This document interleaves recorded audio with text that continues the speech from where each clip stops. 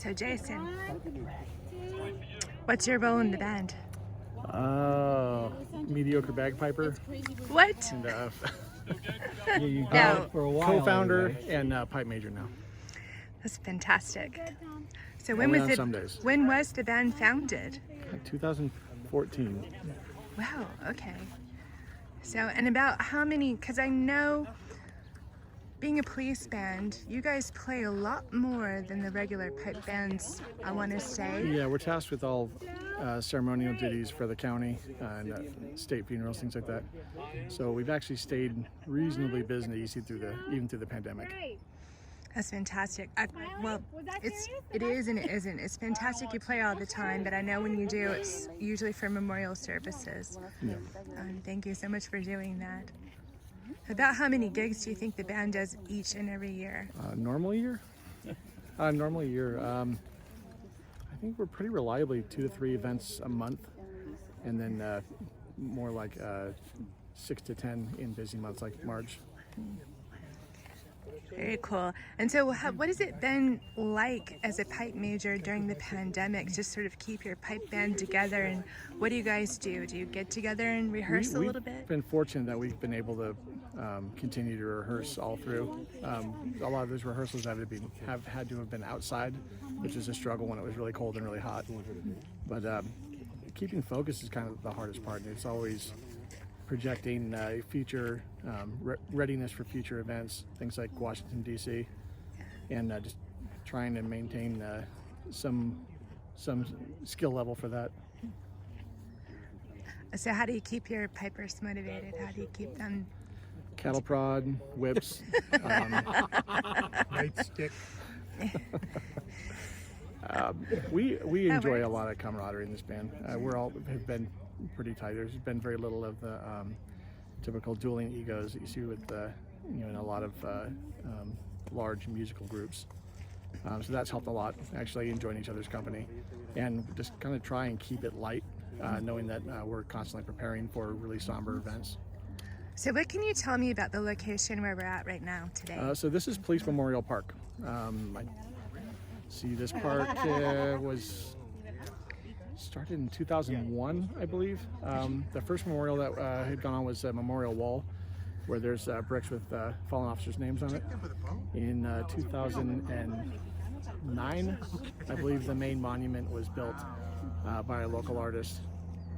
And then the original City Hall had a rock that had the fallen officers who lost in the line of duty on their names on a star and then placed on the rock, and that has since been moved to this park as well. So this is our at least twice a year location. We do police memorial in May, and then also 9/11 ceremonies in September. Wow. So how can people find out more about your band and to support you? Where would they go? Are you on social media? We are on social media. We're as Las Vegas Emerald Society, and then also we have a Las Vegas Emerald Society.org, I think is our website. But then also through the local police department, we can be referred. Very cool. So we'll take a little tour around, look at some of the bricks. And I want to take a closer look at this monument over here, which is beautiful. It's been in the background of our filming today. So we're here with Tom and Jason. Tom, what's your role in the band? I'm the president of the Las Vegas Emerald Society, the Police and Fire Pipe Band. Well, besides us also being a service band for police, fire, and military, Jason stepped out of the way. I received a note from a family thanking Jason. Thank you for playing Amazing Grace at our son Curtis's memorial on 5/27/20. It was the perfect hymn and you did it justice. We appreciate you and your presence at Curtis's memorial. They did a challenge coin by the way of thanks to share his memory, and they put a quote here: "He who is brave is free," from the family. That's the note from the family. Here's a picture of the child that passed. And here is a picture of the challenge coin that they also made for him. Oh my goodness. So I'd like to present that to you as well. That's awesome. So, Thank you. good job. Very nice. So we're here at the monument. I guess. A little history on the monument. Up until 2 years ago, when this monument was all built, all these screws in here are in memorial to each individual officer that has passed in the state of Nevada. How long has it been since you've been dressed up? I think the last time was one of the police funerals, unfortunately, a couple months ago. It was kind of difficult during the COVID time, but we felt it was a duty to go up and pay our respects, so we took most of the band up there. Yeah. So people always want to know everything that you're wearing, especially. So what can you tell us about what you're wearing, or talk to us about your mace? Well, this is a drum major mace actually made by a company that my partner Jason Paggio is a six-time world champion, and I developed and recently merged it with Dolman and Narborough in Birmingham, England, which is the premier producer of military accoutrements.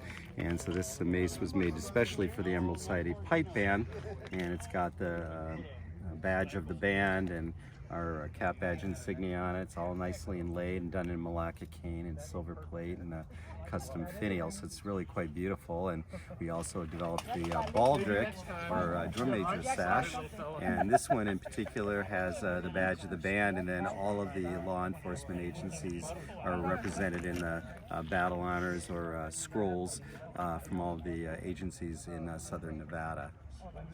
That's super cool. So you are a drum major, and I know a lot of times people kind of get that mixed up. They'll call you the pipe major, they'll call you a lot of different things, but can you tell people, what is a drum major? They call us a lot of different things, but really the drum major is the director of the band while they're on the march. So we give the signals and give the instructions to be in and stop music and do all the marching maneuvers. So that's essentially what the drum major does. And also we're, one of the top band liaisons, so we deal a lot with the public, and we help with arranging things at the various sites that we perform at, and oftentimes we actually direct large groups of bands while they're on the march and things like that, and help out generally in the Scottish world at the Scottish Games.